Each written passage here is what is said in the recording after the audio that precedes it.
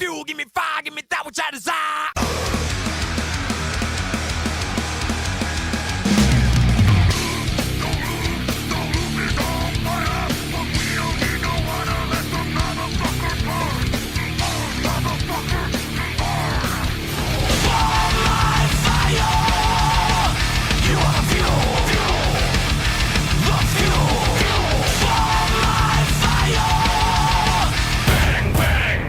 Welcome, episode 3 of Fuel from Fire, a Bristol Metal Water podcast. I nearly got it wrong again, very nearly.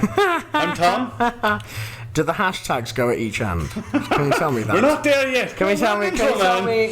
No, sorry. My name's Matteo, Girl Boy Goth. I'm here. I'm still here. I'm still gay. I'm still mentally ill. I'm still drinking. It's all good. Woo! And we're joined by our awesome song person, Danny. So, we are in the Gryphon, as we always are. We're upstairs. Bit brighter this time, kind of nice. It's got one of the panels down. What's going on? Looks like a massive headboard. I didn't realise it was soundproofing. That panel's over the soundproofing. Yeah. It's nice. We get a bit more light in here. It's also sweaty. Not metal, but Yeah, I know, but it's sweaty. Still sweaty up here, ladies and gentlemen, and everyone else. It is not as sweaty as last week. Last episode Last episode hot. was pretty boiling. Lots of sweaty gooches going on. That was not cool. Yeah. Not cool. Yeah. Busy few weeks. Theo, how are you doing? What's been going on? Good. Yeah, I've been busy. Busy with work, tattooing and stuff. It's been good. It's always good to be busy when you're self-employed. Gigs, a lot of gigs. We've got a lot of that to talk about this week. You do? I've got like 3 different gigs to talk about. You've got a big one to talk about. I do indeed, yeah. Yeah, so a few different things. And then obviously the never-ending fucking cascade of gigs that keep on getting announced, like, constantly at the moment for, like, the end of the year and beginning of next year, so... February next year is going to be a good month. I know, right? It's already fucking kicking off, and it's like, my bank account's not happy about it, because I was looking at... So obviously, like, we like to, been looking at reviewing more and more gigs and stuff, and I honestly sat down with my calendar, and I was, like, figuring out when all the gigs were... And I was looking, I was like, honestly, I think I'm about to drop like a fucking 160, 170 quid on like fucking gig tickets, like just for the podcast. It's like, do I want food or do I want to go watch Fit for an Autopsy? The answer is always yes. Got to take True. Weirdly enough, I'm wearing sport t-shirt. I know, because Stylosis. For our listeners, yes, I'm wearing a Stylosis t-shirt who are supporting Fit for an Autopsy, which is a weird combo. I think it's an interesting one. That whole gig's an interesting one because they got Throne, which is a massive hardcore band that I one of the new. Anyway, we're doing gig talk already. See, we're already getting wrapped up in gig talk. It's already happening. But I'm well. How are you, Tom? I'm very good. I've had a interesting week. Went to see KoRn Sunday. That was absolutely fantastic. Definitely not jealous. I'm not jealous about that at all, listeners. I'm not jealous about the KoRn thing at all. I mean, you won't hear any jealousy in my voice when Tom talks about KoRn. We'll get onto that in a little while. Ignore the jealousy, that'd be fine. But then today I had to leave work early because I had to bring a small pigeon to a vet because my cat went on a murdering spree. And isn't that what cats are for? Well, he brought a small little pigeon home and then brought one of the mummies or daddies home and couldn't get it through the cat flap, so tore it through. Yeah. So I had to go to my boss and kind of go, I need to leave because I need to go to the vet and do something in the house. my cat's in a Saw movie at home with pigeons. Basically, it wouldn't fit through the cat flap, so he was like, oh, it's coming in anyway. So that was an interesting week. Yeah, at least it shows you cats are doing what they should do. Which is killing everything. Yeah. I mean, yeah, and on the KoRn thing, I've had quite a fun week actually because prepping for KoRn, I was like, I'm going to listen to some old school KoRn and see what comes on Spotify and everything else. And amounts of stuff I came back to that I had totally forgotten I was listening to, like 9 Inch Nails, Typo Negative, stuff from real early, like 90s, 2000s stuff that I was going, this is fucking cool. And then I spent about 3 days on that playlist. Nice. And I was like, this is bringing a lot of back good memories. Bit of proper like old school stuff. Absolutely. That's nice. Yeah. And then on the new front, I don't know if you're an Arch Enemy fan. I like a bit of Arch Enemy. Yeah. Did you hear their new song? No, I haven't heard the new song. Dream Stealer. It is fucking incredible. Is it good, is it? It is the heaviest song they've ever done. Ooh. Elisa's voice has got even heavier. Yeah. And it is just wild. Yeah. Okay. So that's been on repeat. Interesting. You should. That is badass. Yeah. What have you been spinning? What's I mean, no Dua Lipa this week? No Dua Lipa or Charlie. I've been still a bit of Brat because obviously it is Brat summer, but no, for me it's been a mix of like a bit more of the kind of newer like hardcore stuff. Kubla Khan, TX, obviously great band. fucking 5 massive burly men from Texas. We'll get onto that in a bit. And they're also doing a headline tour as well, so it's going to be good. So they just provide really big angry men from Texas doing really. They've kind of come out of nowhere, really. I mean, not nowhere. Like they've been around for a while, but like they're definitely one of the newer hardcore bands that's kind of. Really breaking into the mainstream, and they've started dropping teaser stuff for their new album, which is already going like really well. Good. So listening to some of them, they're playing Bristol, I think, aren't they? They are playing Bristol as part of the tour. 100%. Awesome. So they've got some good support as well. What else? And then weirdly, like I've gone back to some like really old school like power violence and grindcore stuff. I ended up like listening to a load of like Weekend Nachos and Magruder Grind. Weekend Nachos are great. It's so funny because you hear that name, you're like, a funny joke band, and then you listen to them and they're just like one of the like most heavy power violence bands going. They're fucking awesome. So I was listening to a bit of that, and then Magruder Grind, the first album, self-titled. It's just one of those like grind power violence albums. I honestly just put it like it's just one of those ones that I just like listen to over and over again. Like I just like I'll not listen to it for like months, and then suddenly I'll just go, I just want to listen to this album again from start to finish, and I just listen to it from start to finish. I love albums like that. Magruder Grind's self-titled album is definitely worth it. The weird samples, they're just a mad 3-piece like grind, thrash, power violence, fucking nasty outfit. Sounds good. Yeah, they're awesome. They're really good. You seen them before? No, sadly, because they were a bit like I was kind of obviously in the scene when they were kind of still around, but they broke up like years and years and years ago. They're another one of those bands that probably I think I want to say like broke up probably around 2012, something around like what I mean, like a few like Weekend Nachos aren't together anymore. There's a bunch of those bands from kind of back in like the early kind of 2000s, early 2010s that kind of like were really big, and then obviously they all kind of knocked it on their heads and stuff. Yeah. It's a bit of a shame. They're all like producers now. That's the thing. Half of them are like all the new bands you like are produced by guys that are in the bands that you used to listen to. Yeah. So that's a lot of that. It's interesting that you bring up the kind of album you go back to, because as part of our socials, and you can check us out on YouTube now, which is good. Danny put up our playlists. Yes. We give some songs each that both of us go back to. It's like I looked at your one and I was pleasantly surprised, actually. Really? I was expecting to be way more extreme, way more hardcore. Got some lot of new metal in there. I mean, I think I always try and do it in the thing of like when people say about like favourite bands, favourite songs, favourite albums. I kind of try and play it by like what are the like we just said like the Magruder Grind one in a weird way probably should be up there for me, because it's just like what are the albums that you go back to all the time. So like things like Iowa by Slipknot is like an album that like I won't listen to Slipknot for a while or so. Exactly right, it's my favourite Slipknot album. But like you go back to it and like like a bit of Slipknot will come up, but like whatever, and then suddenly out of nowhere I'll just be like, I just really want to listen to Iowa, and I'll just listen to Iowa from start to finish. Like, do you know what I mean? Like, so the way I try to do that when I'm picking songs out for things like that is thinking about bands and songs that I genuinely are like those ones that I'm just like, I listen to this at least minimum. I listen to this once every like 4 or 5 months. Because it's just constantly always kind of. And I listen to them repeat for about a week solid. And then I stop listening to it again for 4 or 5 months. But then it always, and it's been that way for like 6, 7, 8, 10 years. So. So out of the list you put up, so we only had 10 songs, which was difficult to put up. It was tough, wasn't it? Yeah, I really struggled with that. I did really struggle with that. Yeah, 100%. But give me one song off it and why you put it up there. I think Pleased to Meet You by Trapped Under Ice. I think obviously Trapped Under Ice once again, I mean they're kind of back together now. Obviously people who are into their hardcore know Trapped Under Ice from back in the day, a very prolific hardcore band. Obviously Turnstile shares members with them, like once again another one of these kind of hardcore bands that influence a lot. Metallica are a fan of Turnstile as well. Yeah, exactly. So but like it's the lead singer and the drummer, I want to say, from it's something weird, like the lead singer of Turnstile's the drummer in Trapped Under Ice. I'm not sure if I'm getting that right. I always kind of forget. Anyway, shared band member. Yeah, so like one of the reasons why it took ages for Trapped Under Ice to get back together or play shows is because 2 of their members are now in Turnstile or whatever, so they're touring around the world. But so Pleased to Meet You, it's interesting. Just a quick one, I think, is the reason I put it on there is like Pleased to Meet You by Trapped. I love that whole album, Big Kiss Goodnight, great album. I listened to that from start to finish. But it's really interesting as like a non-binary trans person. Like, what's weird about Big Kiss Goodnight is you can listen to it and it's like a lot of like really heavy fucking great hardcore songs about like.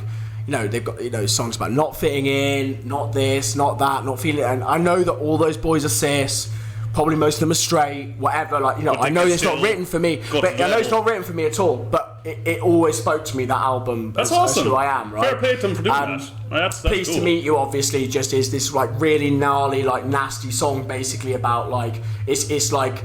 The whole bit is like, you shake my hand, say pleased to meet you, look me in the eyes, I don't believe you. It's like, you know, it's just basically whole like, you know, I don't want to be followed by sheep, I have no respect for the mentally weak, you couldn't walk the path that I walk, you're not strong enough, like that kind of stuff. So very like kind of gnarly, like kind of like, yeah, you know, well, fuck you, I'm out here, I'm being myself, I'm living my life, you know, and you couldn't handle the life that me existing, you couldn't handle my existence. That's fantastic. Yeah. So that's why. What about you then? Give me a song on there that you're... I think one I put on there is probably Imperium by Machine Head. Ooh, that is such a good song. That song, every time it comes on, man, it's just... Everything about it, like the song. I've listened to a lot of Machine Head with Melissa, the manager of the Gryphon, where we are now. She ended up putting a load of Machine Head on. I'm not joking. We just sat down there and like listened to Machine Head for an hour. And I was just like, yeah, exactly. And I was just like, fuck, I love it. The first time I ever went to Manchester was to see Machine Head. And that must have been brutal. It was great. It was fucking awesome. Yeah, that song for me has got everything metal about it. Like it's not the normal. We got an intro, verse, chorus. Repeat, pre-chorus, solo. The whole song just it starts acoustically and it ends in just pure aggression. And then it took me about 10 years to learn it on guitar, and it was one of the proudest moments I think I ever had.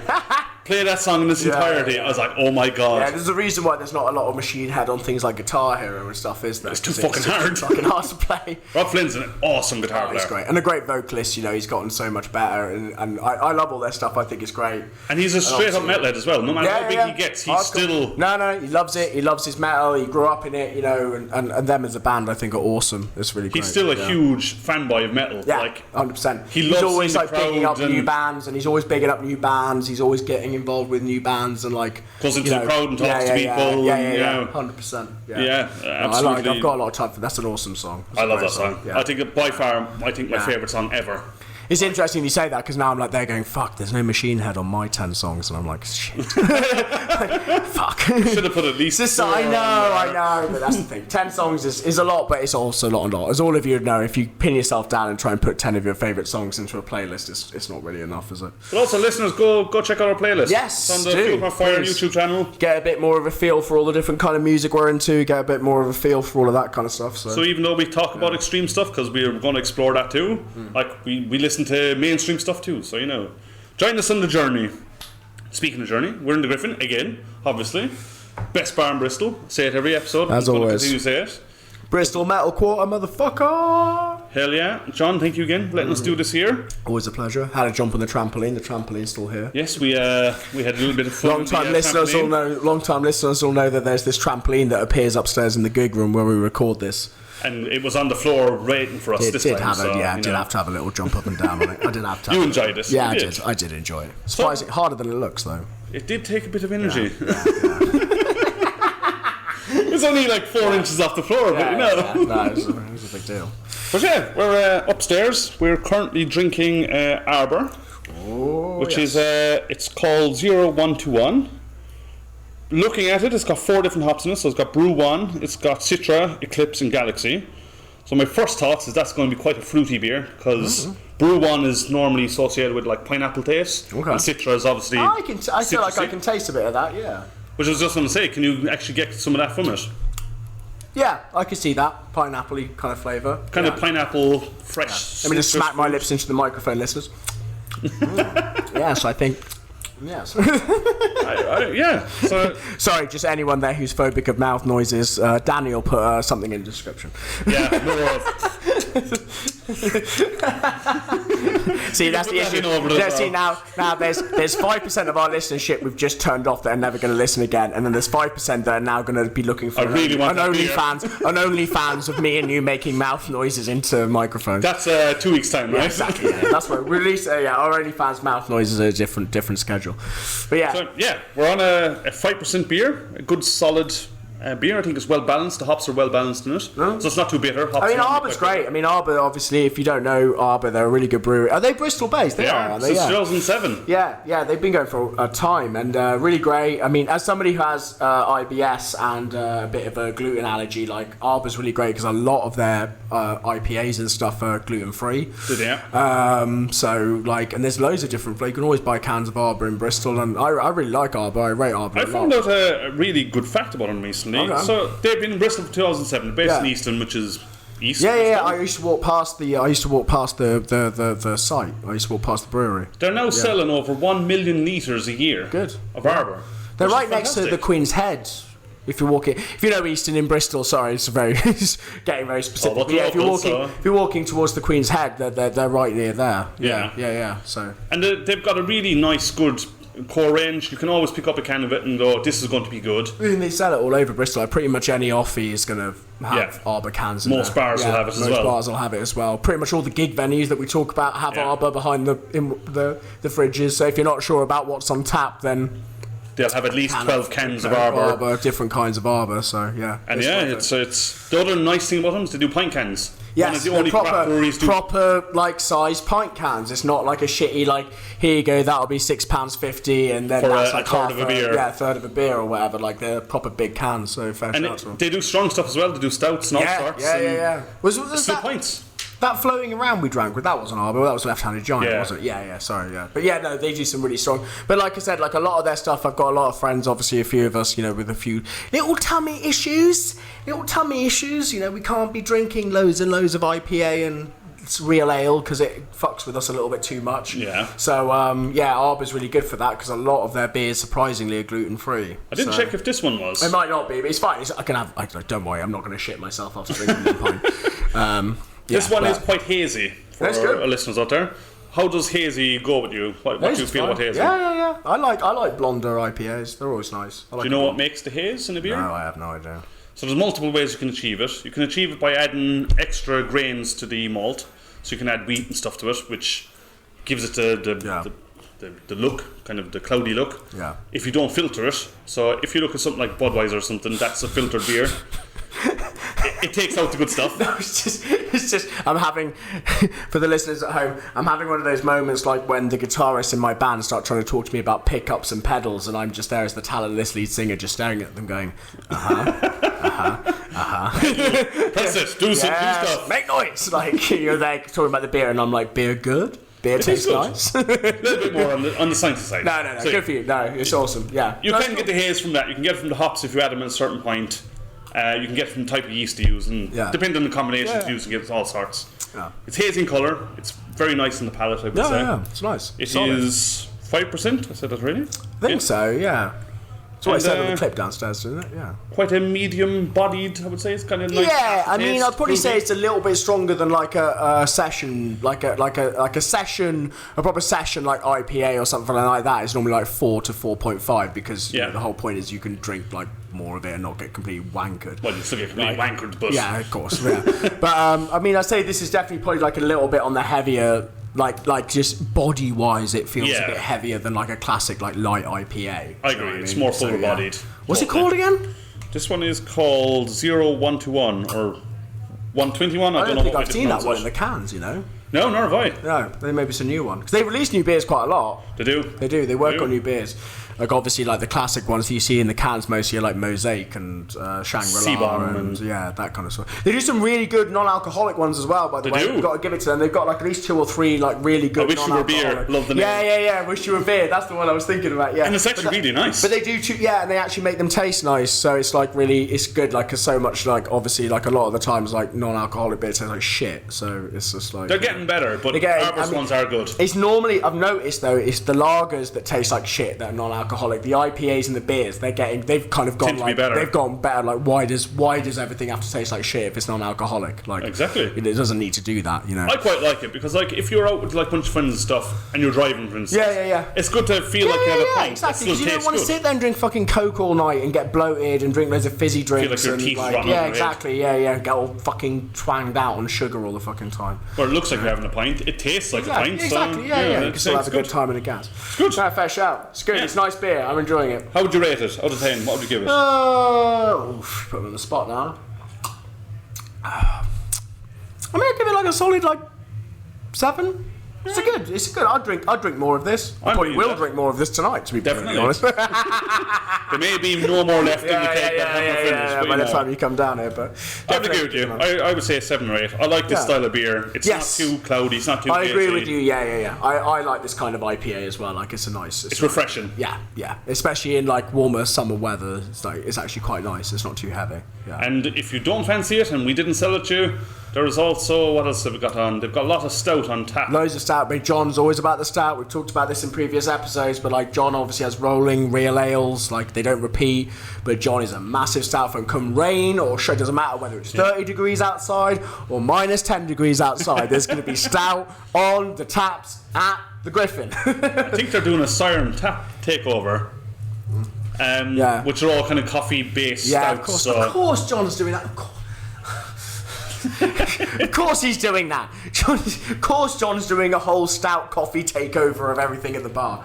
It's like... So if you don't want a hardcore imperial stout, red stout, coffee stout, go with the Arbor one. That's a good safe bet, I think, for what we have in the Gryphon. Or drink the long drink gin and juices that I drink. Or those. That also works. Or have an Agua Bomb. As we've said before. But yeah. Let's not get into the Agua Jaeger Bomb debate again. We did that last time. That was last week's episode. Yeah. Speaking of last episode, you talked about going to an all-day hardcore. Oh, yes. So we're going to do gig reviews? Okay, gig reviews. Right. I am going to try and do this as swiftly, like not rushed, but like I've got 3 whole gigs to review and one of them's an all-dayer. So I'm going to try and obviously keep this fairly short and fairly sweet so it's not just me rambling on for like 45 minutes. Which I could easily because I have genuinely seen a lot of bands that I really like. First question, did you have fun with all of them? I did. So... Thursday, as I talked about in the last one, I went and saw Toxic Horror's last gig. The band I talked about, great. I really hope that maybe in the future they get back together. Hopefully that door's still open. They're not breaking up because of any stuff in the band. They're just breaking up because they're all doing different stuff and they all have different projects going on and blah blah blah. It's fair. I always hope, I still think the door's open for Toxic Horror. I think they could really get back together again. Knives were great as well. Knives, really great Bristol like rock kind of punky rock band. Definitely go see them if you get a chance. Where was this gig, by the way? It was at Lost Horizons, which is over towards Easton. So if you follow the motorway down, it's like... how would to explain where it is? If you follow the motorway kind of from Cabot Circus, like towards Easton, it's kind of like there. Okay, It's like past like the Phoenix and all that kind of pubs, like kind of behind the back of Cabot, kind of in that kind of St Paul's Easton area. I didn't know there was a venue. Yeah, I know. Well, funny enough, I'm going to talk about another gig that's coming up that's there as well, because they're pulling in quite a few. But they do a lot of performance stuff there. They do a lot of drag shows. They do a lot of queer events. They do a lot of DJ. They have a lot of different stuff there. Cool. That was really good, really enjoyed that. Then on Friday, I went to my boss's birthday, the studio owner, the Tatty studio. I'm glad you're not working in an office, because that would have been a very... it would have been interesting. I call her my boss, but she's the studio owner. I work, self-employed, obviously, but yeah. Anyway, it was really great. It was her birthday. Went to the Fleece. There was a Blink-182 cover band that I missed. I'm really sorry I don't remember your name. Apologies. But I heard you were very good. But I got there in time to have a couple of drinks and then watch Stiff Bizkit, the UK's premier Limp Bizkit cover band. I saw them a few weeks ago. And I've got to say... They're fantastic. They're great. They're really good. The dude looks like Wes Borland. He does the whole thing. Durst and even the drummer, I realised, I was like, oh, the drummer hasn't dressed up as... And now I realised, oh no, he's wearing a Celtics jersey and he's got a shaved head. I was like, he does look like the drummer from Limp Bizkit. I'm wearing shorts. Very funny, very good. Obviously... They can sound like a lot like Limp Bizkit when they want to, but they do that really good thing as a cover band of they're not just trying to be Limp Bizkit. They've got their own quirks. They do a lot of jokes. They do a lot of samples. They even sometimes jump into other stuff. Also, I give them a fair shout. They did a quick medley of 3 songs that were from Limp Bizkit's first album. Oh, nice. So it was quite cool. So they actually know their Limp Bizkit lore. They actually played some of the stuff off.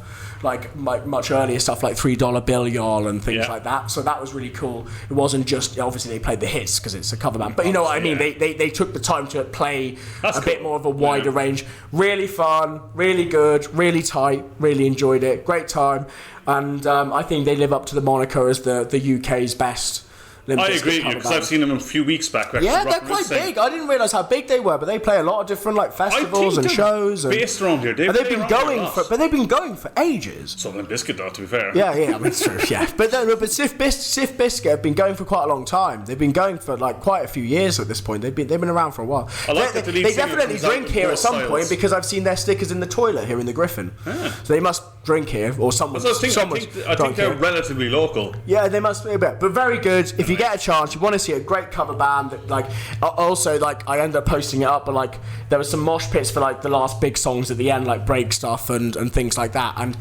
honestly, the crowd there was quite hilarious because there was quite a few kids there, like younger kids, who obviously just wanted to come and have a good time. Yeah. But a lot of the crowd, especially the mosh pit, I ended up posting it on Instagram, was like the most. We've got the babysitter for the whole night. Let's have a good time mosh pit like that I've seen in quite a while. There's a lot of parents. There's a lot of parents who are drinking quite a lot of wine and gin who are obviously like, you know, they booked the Friday off and they're gonna have a night out. So fair time. It was a good time. It was pretty full in the Fleece. Got to give it to them. It was pretty full, like at least like 2/3, I'd say. Nice. Full, like a lot. And then finally, all there. Obviously on Saturday I went to Gruecifest. Yeah, I know. I did, and this was an all-dayer. So I was at the Exchange in Bristol, bottom of Old Market, from 3 o'clock until 11:30. No, 11 at night.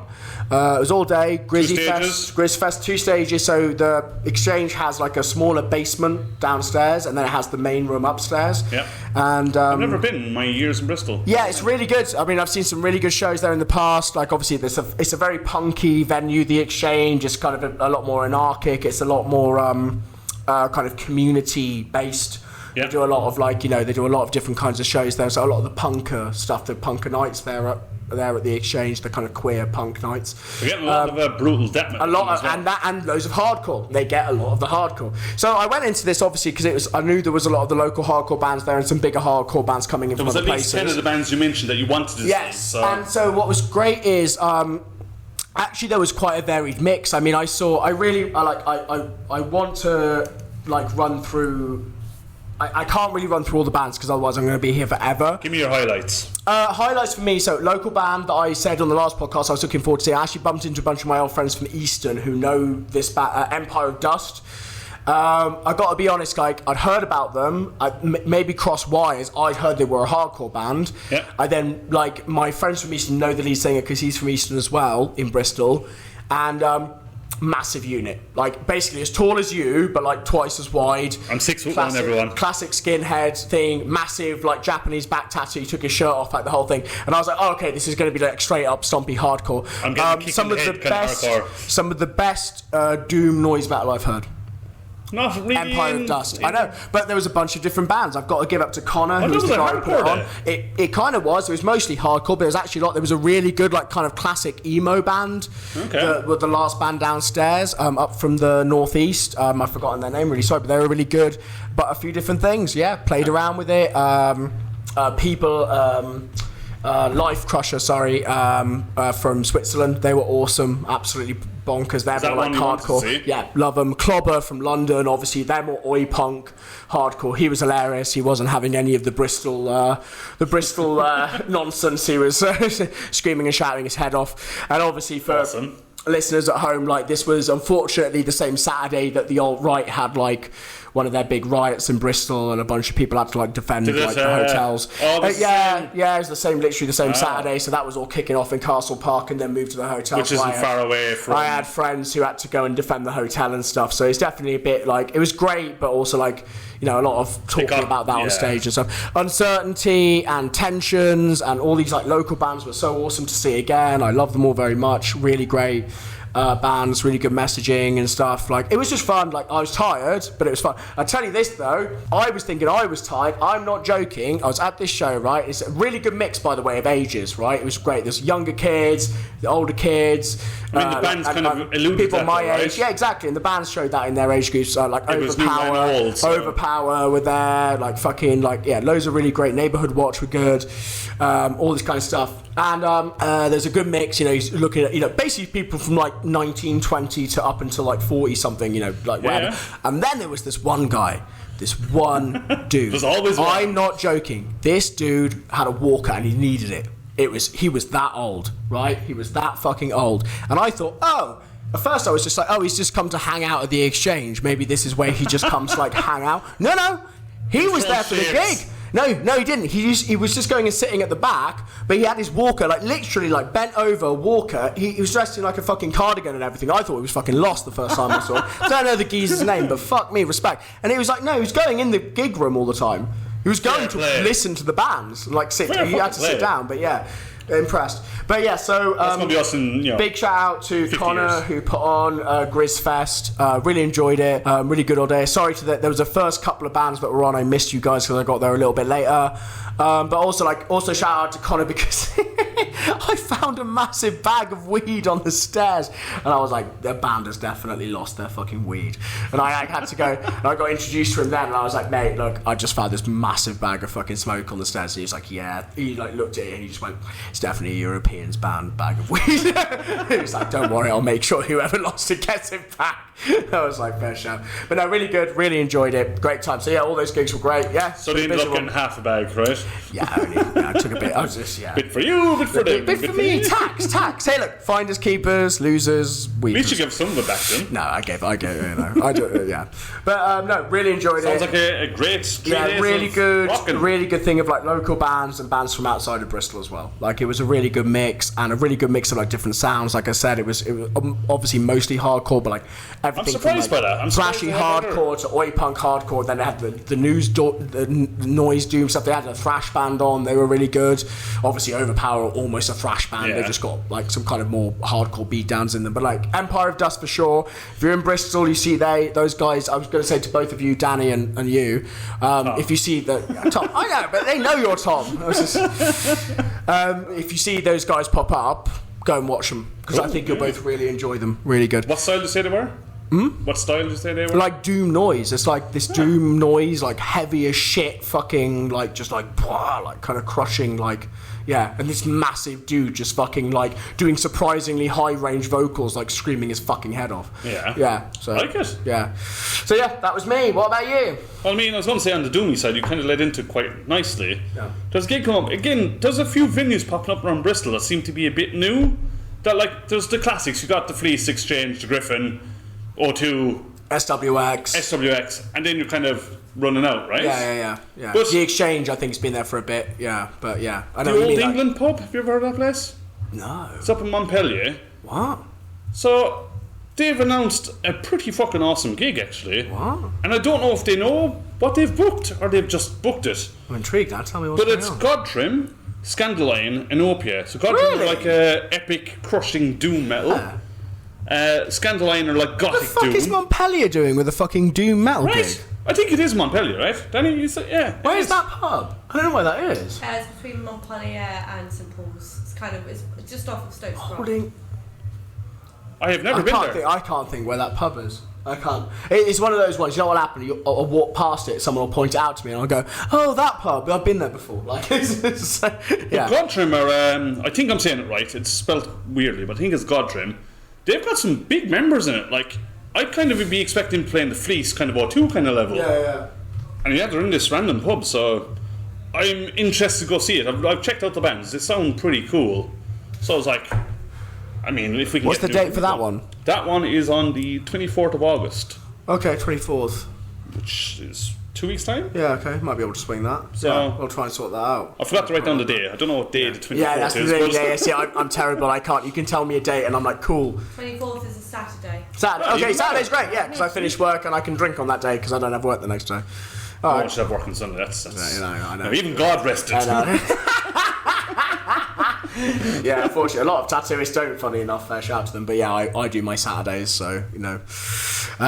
Yeah, that sounds really awesome. That's really good. That should be a pretty good gig. Yeah. The only one that's a bit weird by that is Opia. I think their name is. It's OPIA. Yeah. From what I could see about them, they're a kind of electronic indie. Cool.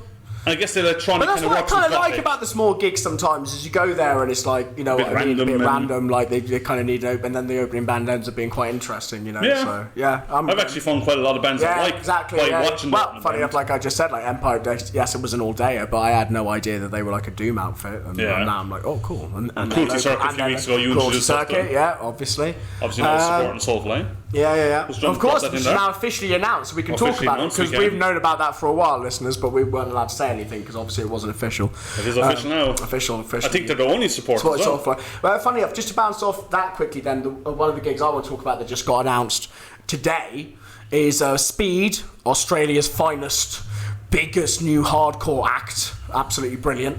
And one of the only hardcore bands to, in their new album, have a flute solo in a breakdown. Nice. I know, which is brilliant. Really, really cool outfit. A lot of people obviously in the scene like them. You should definitely listen to them. They're playing Lost Horizons, which is the venue I just talked about, which Talkie Horror played.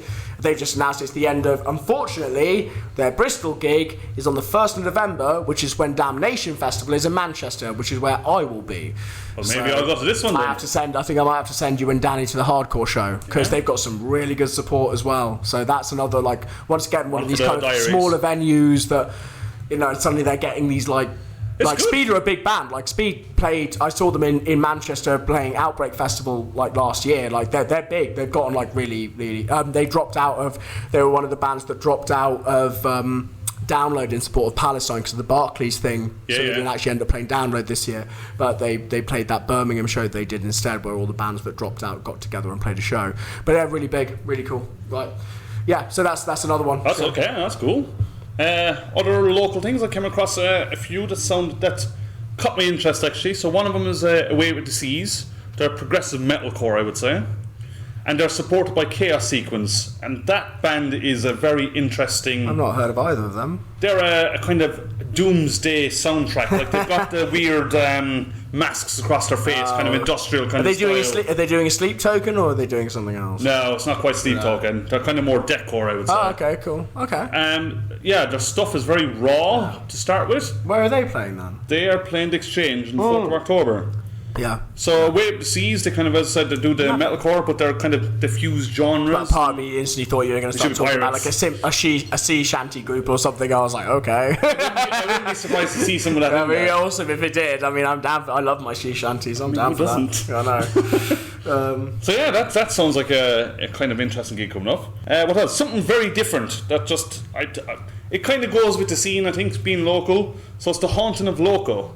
What? Which is not a band. Okay. At all. Okay. It's a spooky pole and burlesque night. Oh, okay. I don't know if. Where's that to? That is in Loco Club, which is just under. Oh, Loco Club. Yeah, no, I've been there for the No Strings, the sex club nights and stuff. Yeah. So, it's by Temple Meads.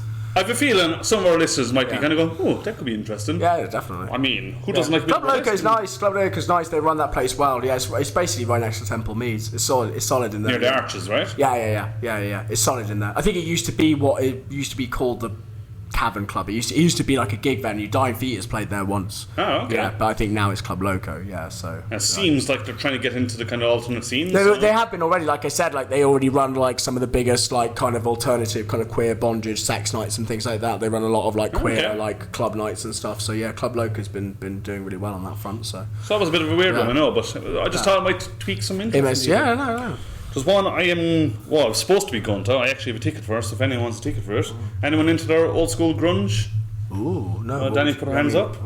So we have a Pearl Jam and Alice in Chains tribute. Is that the Fleece? It is. Of course, it's the Fleece. They everyone listening, like I love the September. Fleece. I love the Fleece very much, but the Fleece definitely over the last few years has started leaning really heavily into doing cover bands. That's where I just saw the Stiff Biscuit and all that lot. They lean into like cover bands like really, really heavily. So they do, but it works. It's a bit of fun, isn't it? It makes. I think the reality is it makes decent money because you could. And the thing I think with the Fleece is like they obviously know the bands they book. Yeah. It's not just a whimsical. They sound fun. No. They listen to them. They know. So you can guarantee these guys. It'll be a solid. It'll be like I said, like Stiff Biscuit one. Exactly. It'll be a good cover band. It won't be a shit one. Yeah. So yeah, if that's your thing, then they're playing the 6th of September. Cool. I had a ticket, but I unfortunately am stag do. So fair enough. That'd be a bit shit. Send Danny.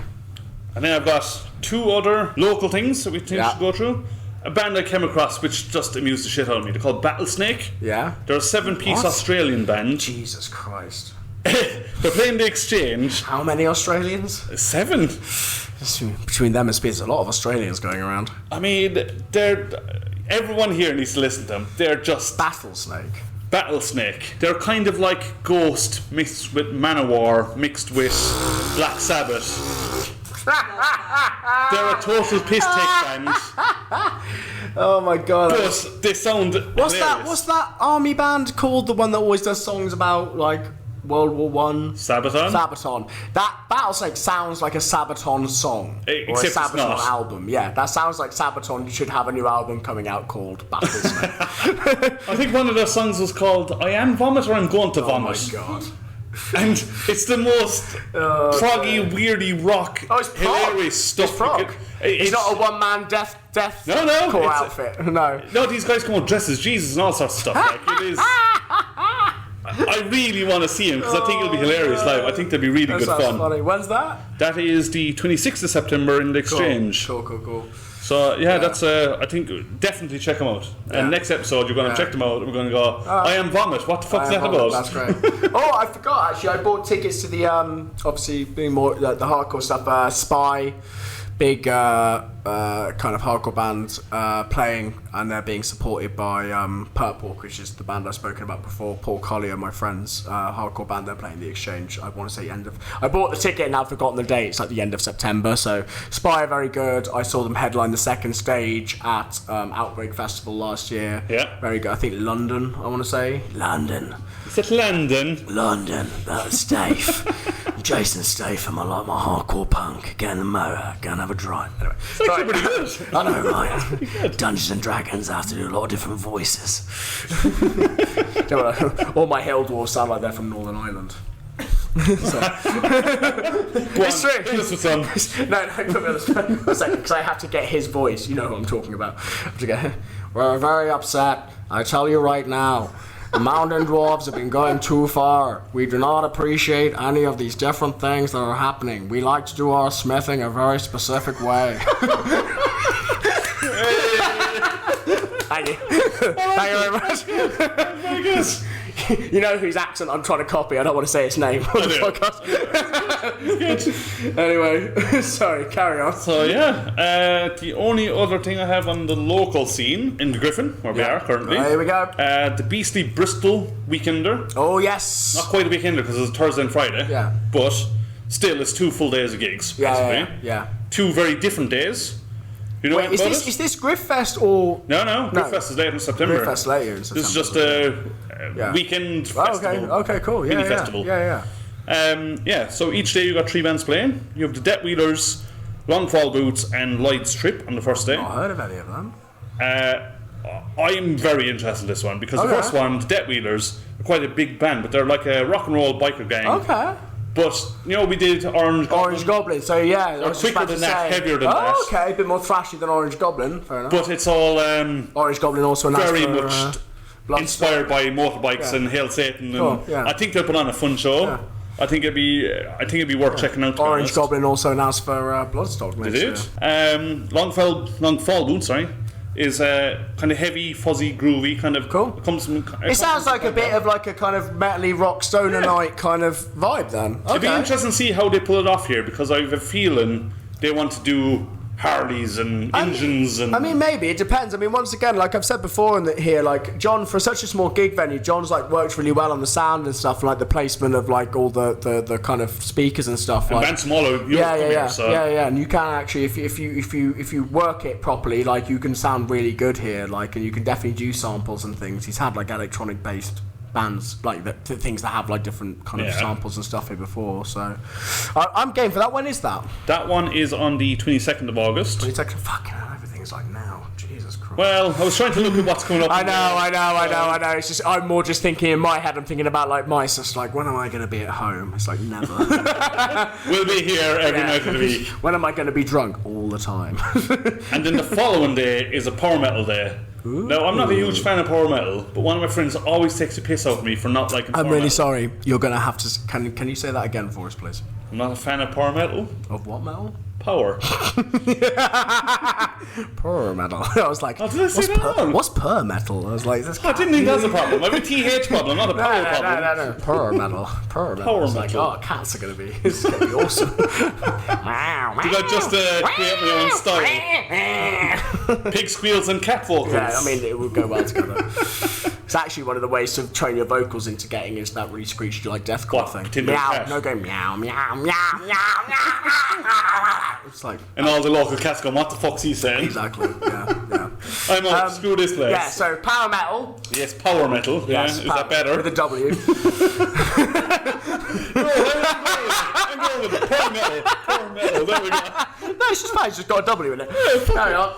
Who needs alphabet? Of course. So, what I was going to say is one of my friends really likes power metal. Sorry. Producer Dan is dying. Anyway, so carry on. So power metal, right? Okay. So. Breathe. I'm back in the room. Cool. Right, here we go. Don't edit that out. It's fantastic. Anyway, yes, power metal. Not my favourite genre. I think it's mine neither. Like, gotta be honest. Like when you were talking about the band before, and you said they sounded a bit like Manowar. Like I get the Manowar kind of stuff, and like Sabaton. Manowar more meant as piss take. I know, but still, it's like, and Sabaton as well. It's supposed to kind of be, but it's just it's like a team band. It's I get it. Like I get it, and I get that it's fun. I just personally don't find it that fun. Do you know what I mean? I'm with you. I'm with you. Yeah. I kind of feel the same about power metal. I think it's. I get the same vibe off it. But one of my friends, I sent this to him, and he was like, I'm game. I was like, well, that means I'm going. Well, we're going to have a good time. So. We should go and have a good time. I mean, that's the thing, isn't it? It's part of it. We're supposed to be trying to go to gigs. Exactly. We're kind of going out of our like boundaries of what we like and classically and stuff. So, and we've already mentioned what we like. When's that one then? The 22nd, you say? That is the 23rd. 23rd, right. The one before is the 22nd. Yeah. So it's a double one, basically. It is. So the tickets are still available for both of them. Tickets are £12 for the 22nd, so that's the biker one, and they are £8 advance or £10 on the door for the power metal one. Nice. And they're all still available, so buy some tickets. Come to Gryphon, buy some beer. Yeah. And, come and sweat upstairs in the. It's warm. Yeah, it's warm. It's warm in here in the winter. It's great, but it's lovely in the There's summer. only 3 of us in here currently, and I'm sweating balls. You end up with a bunch of Scandies just sat up here in their loincloths going, the sauna is nice, we like, it's great, we like it up here. No, it's great. Awesome. So yeah, any other local I think that's it really, like local news, local gigs that I can think of. Like, especially ones that are coming up, but like obviously, like I said before, the podcast, like it's just that time of year now where just everyone seems to be announcing gigs. They are. Everyone's announcing gigs, like from the big bands to the small bands to the medium-sized bands, and it's like, and I'll repeat what I said last time, like it's just great, like every single venue, these smaller ones, pubs, new ones, there, everywhere, new ones, forms of heavy music, metal, hardcore, punk, thrash, death, whatever, like power metal, like it's just everywhere. So and it's hopefully great. we can be your gateway into finding all these bands. Yeah. Tom, you went to a gig. I hate you for going to the gig. I'm very jealous of the fact that you went to the gig. I'm very sorry about going to that gig, but it was great. I am gonna now sit here while you talk about the gig, seething in jealousy and FOMO. What band did you go and see in London?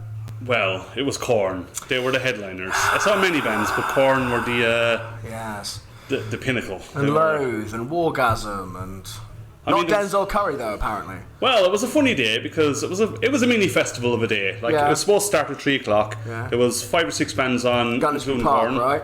Yeah, I've never been before. Didn't know what it was like as a venue. I've got some things about it which I shall bring up now. Mm-hmm. We got there at 9:00 in the morning because we drove down from Bristol. We were like, well, we're going to the gig. We had to make sure we could get in time for the hotel's checkout time so we could get parking, so on and so forth. Cool. We got to the car park and we were doing a car there. We're like, well, this is cool. So you had a shit time. Oh, it was terrible. Terrible. Shit time. We found a really shit bar that served really good beer, and we're like, oh, this is terrible. Terrible. So after I said shit beer in a great bar, I mean terrible bar. We went to the venue. We got in no problem at all. It's all good. Just for all the listeners, I'm sitting here with my arms very tightly crossed, pulling a very pained expression. Matteo was trying to come at me, but unfortunately tickets were a problem. And fucking Ticketmaster, my fucking ass, Live Nation cunts. I fucking hate them. on that point, Ticketmaster really promoting the whole idea. They announce a gig, just buy the ticket straight away because you have to, because they do this 2-tiered system, and once they've sold enough of them, they then up the price by like significantly, and then they won't put the resales on until a day and a half before. Which, you know, if you have to go to the other side of the country, is a big ask. Yeah. So. Anyway, continue with how good your day was. It was okay. No, so we started. So we got there early enough. Went to get a beer, and this is a downside of Gunsby Park. So we're like, oh, they must have a decent beer on, something we could drink. They had Jubel, which was a shit beer with artificial peach or grapefruit in it, which was diabolical. They had Red Stripe or Brother Cider. It's alright, Red Stripe's alright. Oh, this is Jamaica's finest beer brewed in London. Oh, dude. That was the option. I've had many a can of Red Stripe in my time. And it always needs a violent hangover. That does, it is really bad, it's isn't it? just... Yeah. It reminds me of Red Stripe. Red Stripe has become the new Carling. Yeah. Like, it gives you like a really chemical like beer hangover. You can drink it and you kind of go, oh, I'm going to regret this. Yeah, exactly. Yeah. And that's exactly what happened. I woke up 2 o'clock in the morning and kind of went, oh, my head. Oh, my God, someone's got a jackhammer on my head. So how was the gig, Tom? Anyway, I'm getting there. How was the gig? Shit beer, right? I'm making you feel better, right? Shit beer, very hot, we're all sunburning. Make me feel better, just tell me how good. Okay, I'll start in the music, shall I? Because that's where we're all here. So the first band called Loat, never heard of them before. No, they're great. They came on an hour and a half later, which brings me on to... I love them, really. I love them a lot. They were an hour and a half late. I was like, oh, this is a bit weird, but it actually worked out perfectly well. I'll tell you why in a minute. Just bear with me. So Loat, I liked them-ish. They were 4 different guys that like different genres of music, tried to make it all work. It didn't work. So it was all from Deftones' Arch Enemy to something like Kasabian in between. You know what's funny is you've actually triggered quite a lot of the listeners there, because they're not that big. They were support. It just didn't work. Fair. I wanted to get into it, and they had some really cool aspects of it. Yeah. And then just the next 30 seconds totally different. Like, okay, and the next 3 songs sounds like Deftones. Like, what is going on here? Okay. I was like, cool, whatever. Yeah. Wargasm UK, because there's 2 Wargasms apparently. No, they're not Wargasm UK anymore, because they've gotten so big. They're now just Wargasm, because they've outdone the other Wargasm. That's, by the way, once again, that's how band names work. If you name your band and it's like similar to other band names or the same as other band names, it doesn't matter as long as your band's the top of the pile and the most famous. It doesn't fucking matter if anyone had that name before your band. Well, that's very true. Yeah. Anyway, Wargasm were great. I like Wargasm. Take them out. They were fucking insane. Yep. I had so much fun with them. They were full of beans. Did you have fun, Tom? I had fun, yes. Look at him scowling. We need a video. So you could see the hate. But yeah, I didn't know what to expect. They were fantastic. They were really fun. Yes. A lot of energy. Yeah. New metal energy coming through. I've seen them a couple of times. They're actually one of the kind of main support headliners for Burn It Down Festival in Torquay that's coming up soon as well. Are they? They must be British, they got weirdly... Yeah, they are, yeah. Oh, the main guy is the kid of one of the Sex Pistols. Oh, really? Yeah. That makes sense. Having seen him and seen how he acts on stage, that makes sense. I can't remember which one. It's not Johnny Rotten or anything. It's like the drummer, I think. But pretty and then badass. The girl is. I annoyed her once at Reading Festival when I was working there a couple of years ago, and I was coked off my head in the VIP area, and I saw her, and I was like. Instantly went up to her just like off my tit on gear and was like trying to get a photo. She was like, mate, I just really need the toilet, can I go to the toilet first? And I was like, yeah, like that, you know? And she locked us every no go, oh my god. And then she came out and she was obviously just trying to get out of there, and I instantly just like snagged her again and got a selfie. It's one of the only times I've done that. It's pretty embarrassing. It's pretty cringe. Pretty bad. It was cringe. It's pretty cringe. Anyway, carry on. Anyway, they went off. They were very, very good. I liked them. Then Spirit Box came out. Now they're trending hugely. I've never been on the Spirit Box thing. I was like Spirit Box. I was open to it. I was like, you know what? Let's see what they come out with. And the first 3 songs, they fucking tore the place apart. Yeah. Really heavy, really just down tuned. I was like, oh, okay, I've missed out a trick here. Yeah. And then for the next 40 minutes of the set, they went into this weird kind of poppy style and. Yeah, they're a pretty eclectic band. I think that's one of the reasons why I like Spirit Box is they've been quite eclectic with their sound. They've not like let themselves get pinned down fully to like one thing. Which is fine, but on a day like that, it kind of felt like they're just being. Especially with KoRn coming on, I guess, you know. Right? Yeah. They became background noise. Like we just went for a beer and we're just like, well, I can still hear them. Fair. Which was, a bit of a shame because I wanted to enjoy them more than I thought.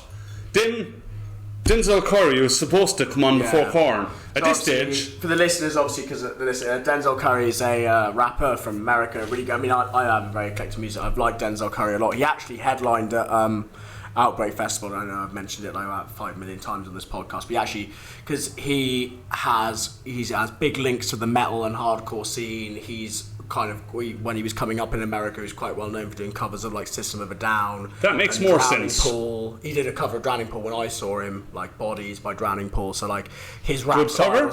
is really good. His rap, he's very like it went a bit viral. Was he did a cover of Bulls on Parade by Rage Against the Machine, but he added like one of his verses from one of his current tracks into it. It worked really well.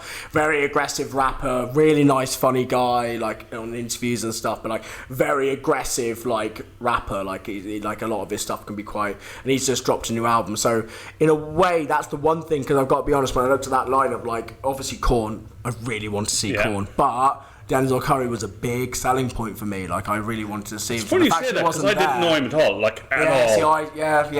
And like.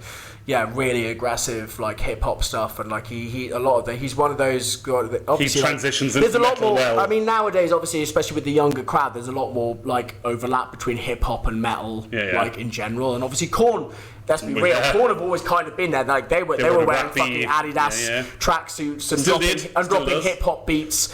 Back in the fucking mid-90s, they were doing that shit. Yep. So, you know, like, obviously KoRn's always had a big connection to, like, kind of street culture and hip-hop. You could buy their tracksuit for 180 quid. I want that tracksuit. And I want their Adidas. I want their fucking shoes. I want the fucking tracksuit. I want the whole fucking lot. I cannot believe it's taken Adidas that long to do a collab with KoRn. Apparently they've always had it, though. No, it's new. Really? No. Yeah.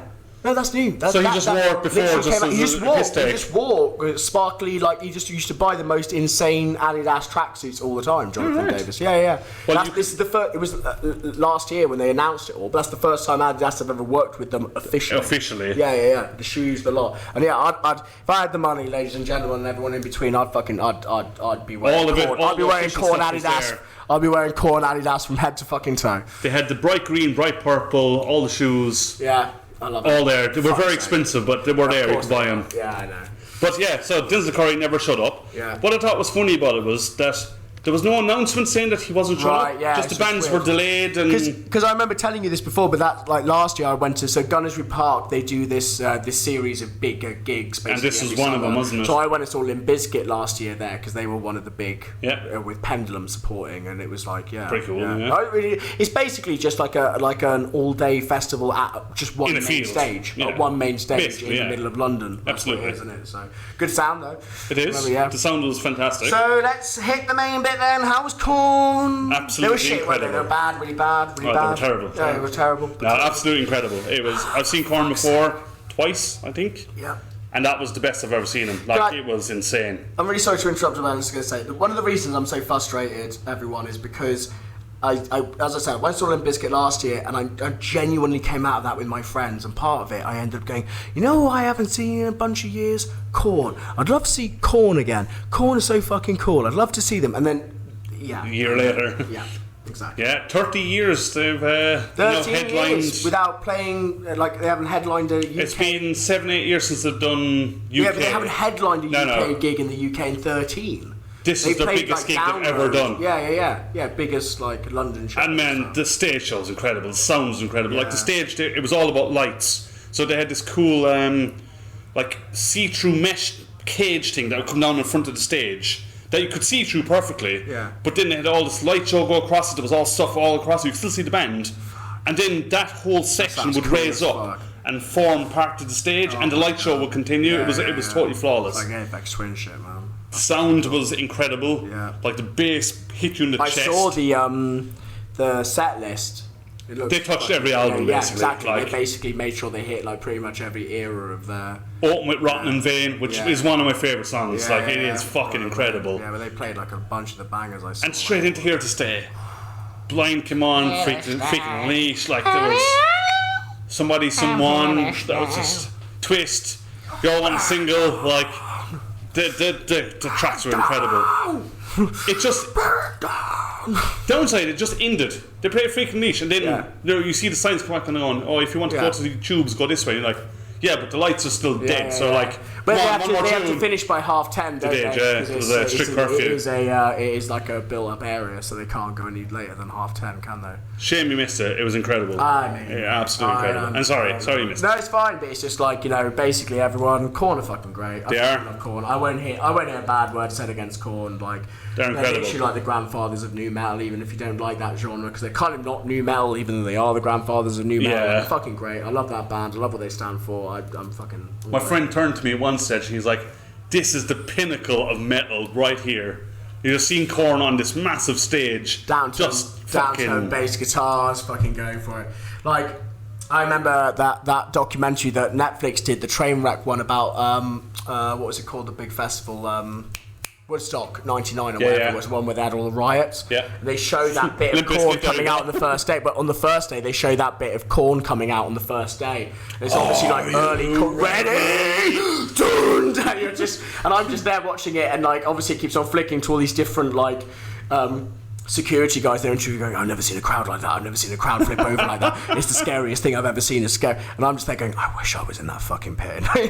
Like, that was so fucking cool. Like, anyway. I agree. Well, I'm glad you got a shit time, Tom. It was terrible time, terrible. It was terrible. I highly recommend it. Fucking right. But basically, moral of the story is, guys, if one of these fucking Live Nation fucking Ticketmaster gigs comes up, like, even though they might cost like £70 to £80, if you've got it, fucking do it then, because I'm not joking, they up that shit to 150 quid, and it's absolute bullshit, and they don't put the resales on until 2 days before, and you can't plan anything, and this is new as well, this tier thing. Yeah. No, but it's from America. So Ticketmaster in America's gotten so bad that they're like running, it's a whole story, they're running rackets basically. They've gotten the whole American scene locked down so that you can only go through Ticketmaster and Live Nation to like buy any tickets for any big shows, and they're trying to do that here. Bullshit. Yeah, no, but they're trying to do it here basically. It's just a way of making what is working. Yeah, because you want to see KoRn and fucking all. Or any of the big bands that are announced. Yeah, exactly. So it's bullshit. But yeah, just saying, guys, like just be careful. Yeah, I know the 70-80 quid's a lot, but you'll get more. 150 is a lot more than that, and that's not even VIP. That's just like fucking a normal back of the entrance kind of exactly ticket. Yeah. But on other news, we have quite a few big gigs, I would say, coming to Bristol. Here we go. So Opeth being one of them. Yeah. We made a bit of a joke earlier about February being a bit ridiculous. So they're playing 25th of February next year in the Beacon, which is the second metal gig I think there, because Cannibal Corpse going to be Opeth makes sense to the Beacon though. I know we had we've done our whole shtick about Cannibal Corpse and Municipal Waste playing at the end of the year. End of the year. But Opeth weirdly makes sense. By the way, there are seated tickets for Cannibal Corpse and Municipal Waste. You can have a seated ticket for Cannibal Corpse. I got my ticket the other day finally. A seated one? Yeah, no, it's standing up one. Jesus Christ! Oh my God! What am I going to do? Sit there and circle headbang to Cannibal Corpse? But there are still seated tickets available. There's seated tickets available for the shows at the Beacon. By the way, once again, we did it on the last episode, but it's like like the standing up ones are like 30 something, but then the seated ones I think are a little bit cheaper. I want to say. Yeah, I mean, but it's all weird. Like, basically, we talked about it on the last podcast, but like, it's just like this really posh theatre that's having like metal shows, and it's really weird. I just want to say, like, Opeth kind of makes sense there, weirdly enough, because they're a bit more proggy and a bit more. You could sit down and watch Opeth. There's actually probably a bunch of Opeth fans going, "No, you fucking can't." The first 3 albums, you can't. God, why would you say that? Like, I don't know. Like, I just don't feel like you'd pit as heavily to Opeth as you would to Cannibal Corpse or Municipal Waste. So, I've got a funny thing about that. 2 things. Firstly, I think the Beacon is trying to make money simply because it costs way too much money. They realise they need to expand the crowd. Hence, they're getting metal bands playing. Well, they're already doing they did a load of stuff at Pride. That's how I ended up there, because they tied themselves into a bunch of the Pride events in Bristol and stuff. So, yeah, I mean, and look, that it's just the Beacon's weird. It kind of opened, and then straight away they've had to put like a load of new roadworks up, even though the supposed to be finished, but it's not finished. It was leaking, wasn't it? Yeah, something like there's leaks and shit. So yeah, that was a multi-billion-pound. It looks good inside though. I will give them that. Like it's swanky inside. Yeah. It's swanky inside there. Like it's not cheap. Like it's swanky in there. So you can go see Cannibal Corpse and pay 10 quid for a pint of. Yeah. And then go see Opeth there as well. Apparently next year. So there we go. The funny one with Opeth though, it kind of brings me on to a later topic, because they obviously headlined Bloodstock this year. Yes. and it was a fan requested set list, which I like. I like fan requested. So do I, because it always goes into the deep cuts and basically shows the band what they want to play. Yeah. And the lead singer, Michael, I can't pronounce his last name. Everyone knows what I'm talking about. The guy who is their sound. He basically turned around and went, "Oh, message loud and clear. We haven't released something proper in 15 years." Like, fair play. Yeah. You've seen what the fans wanted. Yeah. Apparently, the Bloodstock one was obviously all the old shit, all the real screaming vocals and what defined the genre. Exactly. Yeah. So it'll be interesting to see what they do for coming few months. It'll be way more like what their newer stuff is. Let's be real. I don't know. If it's a touring set, it will be whatever it is that they're pushing at the time. Like I said, I think me and you aren't the best people to talk about Opeth, because even though we do respect them and we do like some of their music, we're not the biggest Opeth fans in the world. I went off them when they lost the death metal screams. Yeah, kind of. Yeah, went a bit more prog. Yeah. So what other gigs are coming up then? The other big ones I got is Tremonti. Do you know Tremonti? No, I don't. So Mark Tremonti is the guitar player for Creed and Alter Bridge. Oh, Jesus Christ. I know we've gone extremes.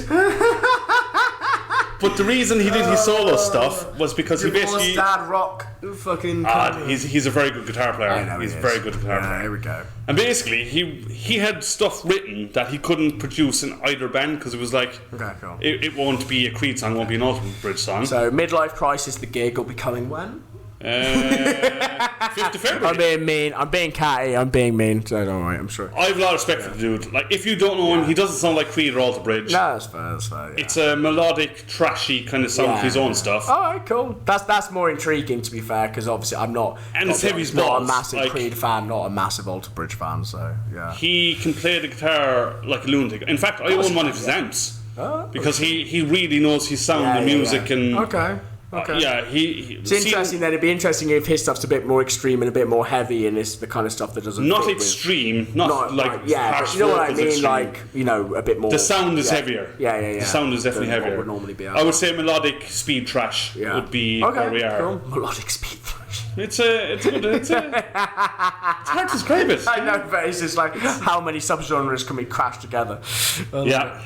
So I'm looking forward to that one. I think that'd be quite fun. Cool, I've seen 4. He's exceptional guitar player. He's the lead guitar player. Yeah. He writes all the songs. He's a singer as well. I think if you go, you have to report back on that. Wouldn't it be interesting to see what you think? Yeah, I've seen him before. It'll be good. Yeah. Okay. Next ones, we're kind of still in the non-extreme world. But Queensryche. You know Queensryche? No. They were the founders of the progressive metal scene way back in the day. Okay. Kind of up there, Dream Theater, that kind of level. So the high vocals and really technical music.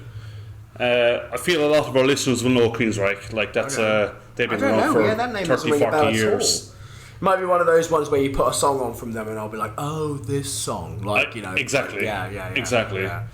So yeah, they're playing on, again, February next year, 14th of February. Yeah. It's happening, like I said before, listeners, it's just that time of year where everyone's announcing all their shows for the end of this year, beginning of next year, so, yeah.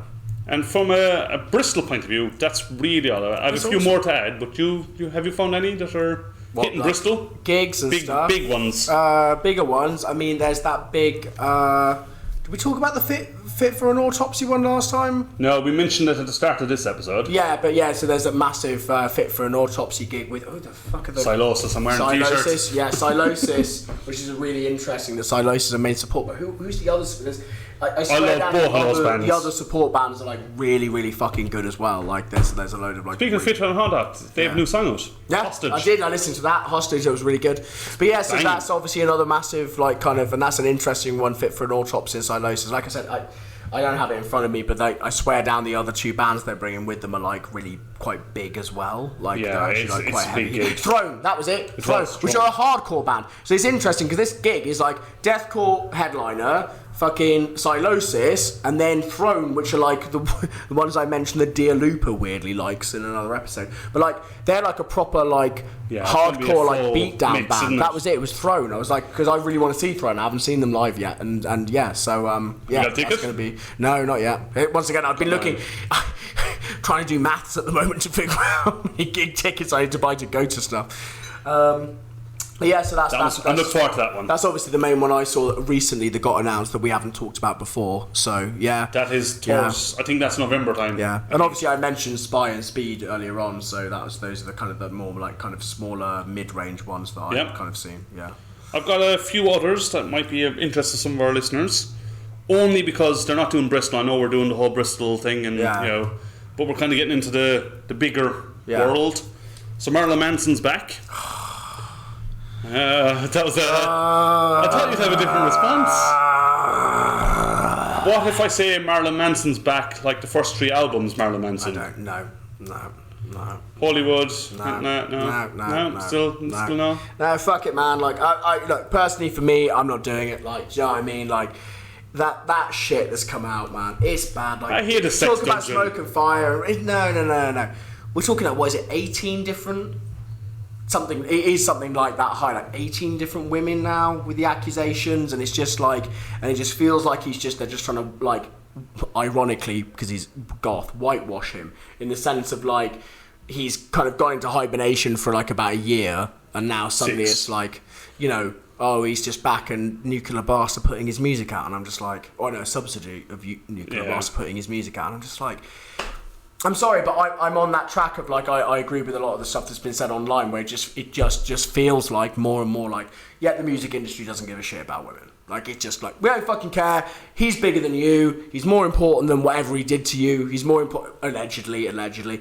He's more important than any of that. Like, it doesn't matter that there's, like, so much smoke at this point. There's probably an entire California forest on fire, like, and so many things, and actual proof, and ongoing court cases, by the way, which are still ongoing. And I mean, look, I'll be honest, I was never that big a Marilyn Manson fan to start. Like, yes, I liked a lot of his music when I was younger, and, you know, Golden Age of Grotesque, and you know, Beautiful People and all that kind of stuff. But I just feel a bit gross about the whole thing. It makes me feel dirty. It makes me feel a bit dirty. It makes me feel a bit like, you know, it makes me feel a little bit like, look the other way. Yeah. Like, you know what I mean? Like, oh, forget, you know, it's a bit, you know, let's be honest, we have to mention some, like, the Pantera stuff with Phil Anselmo, all that kind of shit. Like, look the other way, the band's bigger than... And then there's the whole thing where people say, oh, we can separate the art from the artist. It's like, I understand that for a lot of people that... You have different levels of where you draw that line. Yeah. For me, personally, with Marilyn Manson, that line got drawn a long fucking time ago. And he went way over it fucking time and a half ago. So I personally just feel like a bit dirty about the whole thing with him. And I feel like we're just... People are just trying to pretend that nothing happened or nothing is ongoing, and we're just gonna, oh, Marilyn Manson's back. And also, let's be honest, Marilyn Manson's been shit for years as well. Like, his last few albums were crap. You know, he hasn't, like, he's in a lawsuit with half of his musicians because they're saying that he stole their songs or whatever, and all this other stuff that's going on. And anyway, it's a fucking mess.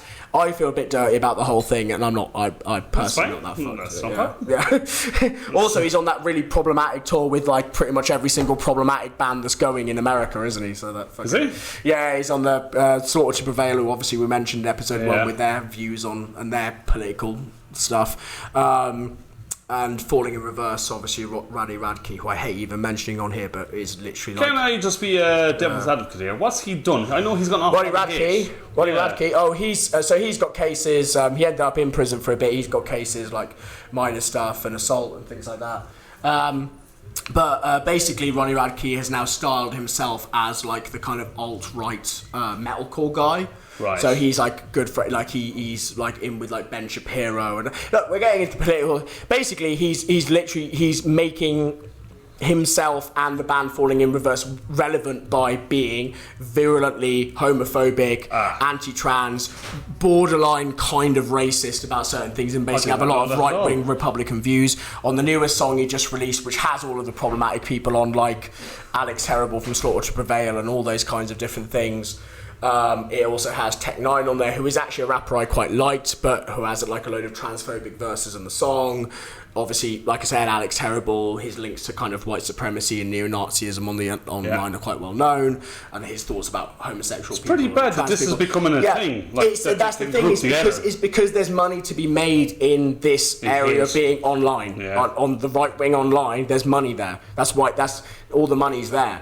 Like, there's money to be made for being anti-trans or homophobic or racist and saying all this dumb shit. So, like... Well, I can safely say we're not going to be reviewing anything. No, of course, sorry. They do not agree with... Appreciate it. Thank you for coming to my TED Talk. I appreciate it. Thank you very much, guys. But yeah, just that's really where... you know, I have a fairly heavy moral compass on this, and especially when it comes to things like femicide and abuse. You know, people like Marilyn Manson, I just don't think are worth, and we shouldn't be getting, you know, any time from us. And I really hope that a lot of you feel the same way as I do within the scene. I just don't think people like that, we should be giving them any more like time, personally. Anyway, carry on. Back into the Johnny podcast bit. A little bit deep there. Yeah. I think maybe we start going towards some news. So let's do it. So you know the way in our foresight we were like, you know, we talked about Gojira a few weeks ago. We did, and you were right. You called it, didn't you? I said, they're going into the stratosphere. I thought that they were gonna, you know, get pinched by Download or something, and you called it. It was Wacken and Bloodstock. Wacken and Bloodstock. Yeah, headliners and Bloodstock. I'd see them as well as Bloodstock. I mean, I would. That Bloodstock lineup already looks sick. Which we will bring up very soon. I've got lots of cool things about Bloodstock coming up. But yeah, Gojira. So I basically said in the last episode, I was like, the Olympics thing is going to bring them into the stratosphere. And the stats alone, I checked up on it again today.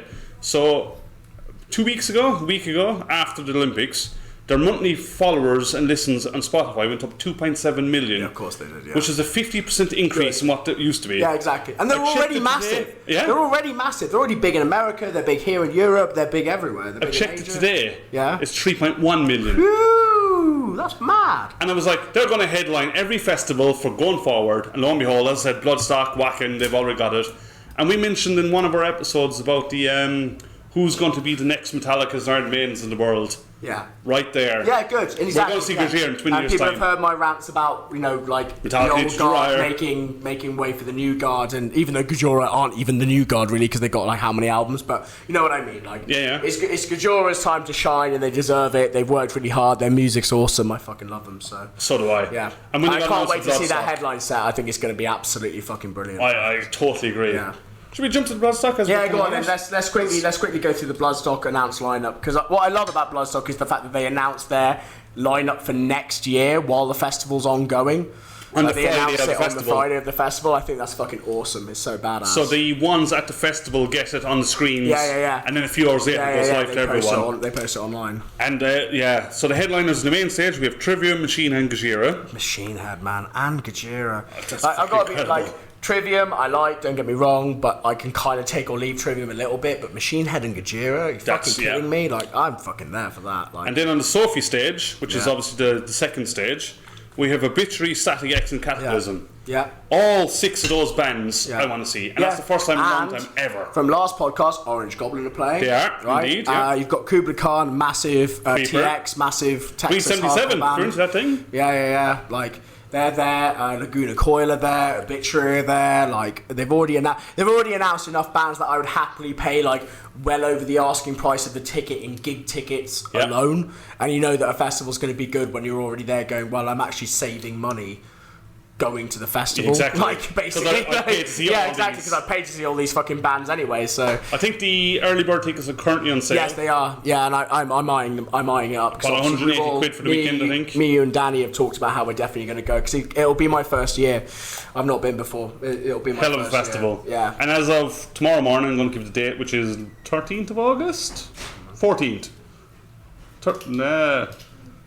Tomorrow. We'll come back to that. They're basically doing the VIP ones, which is basically a better campsite. I might have a look at those, you know. If they're doing early bird for the VIP as well, where you save money on the VIP, I might even... The VIP will sell out. You know what? Yeah, exactly. But I might even, like, if I think I can scrape the money together, I might look at... The cool thing about it is you get a free craft beer festival with it. Oh, yeah. Only solely for those tickets. So, that's great. Basically, I can't wait. I'm sure we'll talk about more and more of the lineup as it comes out. But yeah, it's awesome. I can't wait. I'm definitely going next year. It's going to be fucking awesome. 2 other things about Bloodstock this year that I'm going to pick up. They broke their own record for crowd surfers for Malevolence. Nice, 901 people went Manchester's over the barrier. finest, you know. 901 people went over the barrier in one set. That's mad. And then the obvious thing was the Limmy's bust. Yes, of course they had the ashes and stuff, and the bikers came out. The biker escort back to Rock City. That was really cool. Yeah. How fucking cool is that? That's fucking awesome. I love it. The Bloodstock just seems so cool. Like, we talked about it obviously in the last one. I'm not going to go too much into it again, but I do just really like the way the Bloodstock seems to work as a festival in the UK. You know, I really liked it. The way they're connected into the scene, the way they do a lot of stuff like that, and like we talked about the Metal to the Masses thing last time. Like, I just really like a lot of what they do. It's surprising that I've never been. I'm honestly surprised at myself that I've never been. It's a stain on my gig and festival going record. It really is, like a genuine stain. But after seeing just that preliminary lineup that they've announced for next year, 2025, I'm just like, I'm so fucking stoked for it. I can't wait. Yeah. I'm 100% in. If I can get a VIP ticket, you know what? I'll join you on that. I'm going to see if I can scrape it together. Especially Danny's in with us as well. Danny's going to be coming with us too. So you never know. Maybe we'll even do a podcast from Bloodstock itself. That'd be fun. That'd be fun, wouldn't it? We should. Yeah, just do it in the campsite. You know, have a bit of fun. I think that'd be fucking awesome. I think we should make that work. Yeah, we should. We should definitely make that work. All right, then. What's next on the docket? Well, maybe we should get onto our album review. Yeah, I think we should get onto our album review. Let's. So every episode we get an album from Black City, from Dave. Good old Dave, Black City Records. I see the totes everywhere. He's you guys. metal guru, and it is such a cool journey to go on. Yeah. We just ask him, kind of go, what should we listen to? What should we listen to this week, Dave? And he gives us an album. And we've had all sorts so far. We're only 4 episodes, and it becomes 0. Yeah. But we've had such an eclectic mix of things. Yeah. And this time we're on a band called Coffin Mulch. Oh, Coffin Mulch. I love the name. I love the name. I know, I was sold. As soon as he put it in the group chat, I was like, yeah, let's do this. What's it do with you? Like Coffin Mulch. Yeah. If I just say Coffin Mulch, what's it bring to your head? I was just straight away, I was just like, yeah, cool. Like rotten wood, fucking moss growing over everything. Like fucking, I was like... I had two versions mad of it. Scottish guys digging up a graveyard and... Firing it into a wood chipper and let's see what comes out. Do you know what I mean? To be fair, especially... It's mulch, right? Yeah. Is the body still inside? Who knows? It's good. I like the name. It tickled me. They're Glaswegian. This is their first full-length album. It's called Spectral Intersession. Yeah. So they're a fairly up-and-coming band, aren't they? Yes. The online community is very keen and very eager in everything they've done. Yeah, I noticed they've got a fairly big following. Not that obviously like likes and stuff on social media should matter, but you know what I mean. Like they seem to be fairly well known within the scene, don't they? So I agree. Yeah. Before we go into the sound, which is a very distinctive sound, album cover. What did you think? It was bonk. I mean, I know because the album's called Spectral Intercession. Spectral Intersession. Spectral Intersession, and like. I mean, the album cover looks like that. It looks like some kind of spectral thing is kind of imposing itself into the world of the real. Did you get that? That's what I got from it. I was looking at it. I was looking at a total mindfuck. I had no idea that's what I mean. Yeah, it is a total mindfuck. But like, it's interesting because especially as they're like a kind of death metal band, really, aren't they? So it's like 100%. Very. The album's very bright. There's a lot of like pinks and fuchsias, and which I like. I like a lot of that. There's color. Very different from their EP. If you ever actually looked at the cover, I did. I saw that one was like the more classic, like kind of black like a on demon, black on black. Yeah. But this one's very different, and for me, it completely instantly. I was like, oh yeah, cool, spiritual intercession. I was like, okay, cool, yeah. Here come the Fae. Here they come into our realm. They shouldn't be the shining gentry are coming. And then we go with the sound. It doesn't match it at all. I'm gonna say this straight away. I have such a soft spot for any EP or album. Doesn't matter what the genre is. Obviously, normally it only happens in heavy music. Where literally the first song kicks in, and as soon as it kicks in, the lead singer is screaming, like just screams, like straight away. That went through me. Yeah, I love it. I have such a soft spot for that. Where it's like, first track, it's just like, a total freak out of exactly, vocals. Just like straight in. It's like no intro, no nothing. We're just gonna fucking just start screaming in the microphone. And as soon as that happened, I was like, brilliant. I loved and hated that. I was just there. I was walking home from work, just going, brilliant. I was in work and I put it on, and all I could hear was a screech, and I was like, oh my god, that's gone through me. Like it's gone straight out the other ear. I loved it. It was setting me off. Every time I've listened to albums since, I just have to go 32 seconds. Really? to skip the scream, but it's so good. It's so good, man. It really just. I couldn't deal with it. I could not deal with it. I love it. Yeah, but overall sound, this is an easy one, right? Yeah. They're old school Swedish death metal. Kind of, yeah. But from Scotland, yeah. Think of Entomb, Dismember's early stuff. Yeah. That's the whole 9 yards. You know the score, you know what you're getting. It's just brutal vocals. A little bit for me, of the death metal vocal recording style, which is the singer doesn't quite sound as deep in the well as some of the other stuff we've looked at, but there is a little bit of that going on where the singer kind of maybe sounds like he's too far back in the mix. And that's what annoys me. It's like it doesn't need to be. I get that.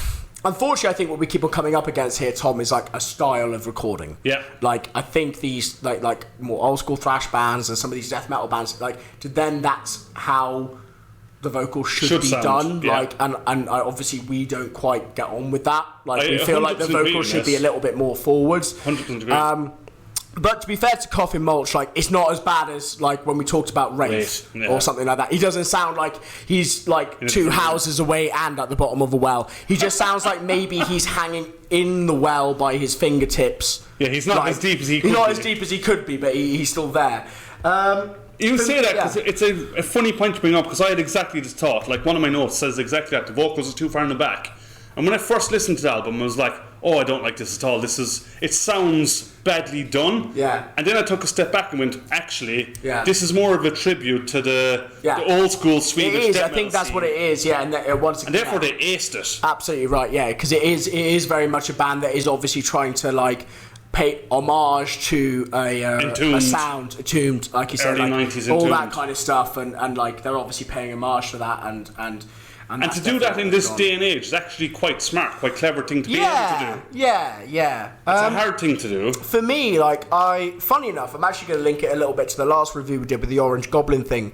Like this, for me personally, I could put this album on again. Once again, it's like what? Like it's only like 30 minutes. It's like 30 minutes and change. Like put it on, and it's for me in a way, it's kind of like another vibes album. It's a cruiser album. Like, it's very familiar, isn't it? It's familiar. You could put it on. I could work out to this for 30 minutes in the gym, or I could walk home from work for half an hour. My walk home is about half an hour from work, and just like have it on. The sun's on. I'm like kind of banging my head while I'm walking along, like enjoying it.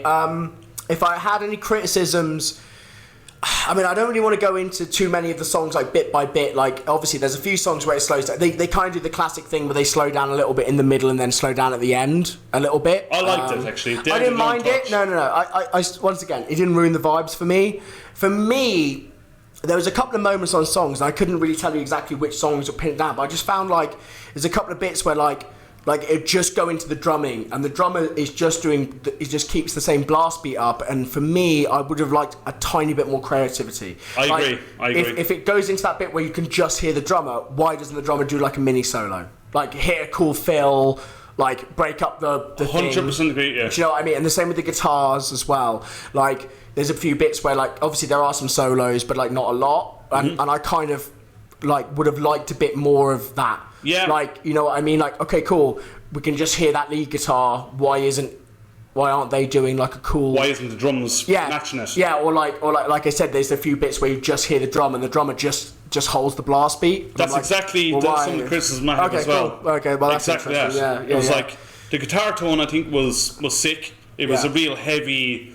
It's really well mixed again. I've got to give it to these guys because these guys are like proper. They did this themselves. It's entirely themselves. Yeah. It's a self-produced, self-released, album. Yeah. So massive credit to them for obviously any band that puts the money in to do that is and it sounds great. It sounds really good. It does. It does. For me, the guitars were this thing called HM2, which is a boss pedal that gives you that kind of chainsaw kind of. I know exactly what you mean. Very clear, very crisp. It's chugging along the background. I love that, yeah. Two of my dislikes in it was the vocals. I think were too far back. Yeah, I wish. Forward. I think that's for me and you. It's a personal taste thing. I think it'd be nice to hear what they would have done. Yeah. And the other one was the drums. That sometimes the drums, all you could hear from the drums basically was the snare and one cymbal. Yeah, it's the blast beat thing. And when they hit the blast beats, all you would hear was those two things, and not the double bass. Yeah. There's something missing and like there. I said, just a bit of creativity in there. Maybe they just mix it up a little bit more for me. And maybe they'll get there. You know, once again, we're talking about a newer band, just a self-produced band, just the first full length. But I will also give them credit for this, is because it is very easy to then, like a bit like when we had the Wraith review where it's a bit over bloated. Yeah. Right?